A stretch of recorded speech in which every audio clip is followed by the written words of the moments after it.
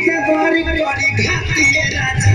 दिन रात रहे छतिए पर हंसिए राजा एकरा नीक नाही लागे रोटी भातिए राजा दिन रात रहे छतिए पर हंसिए राजा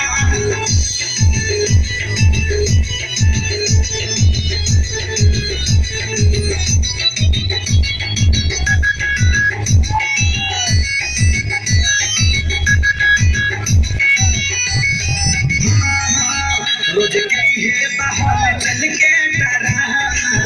कितना बता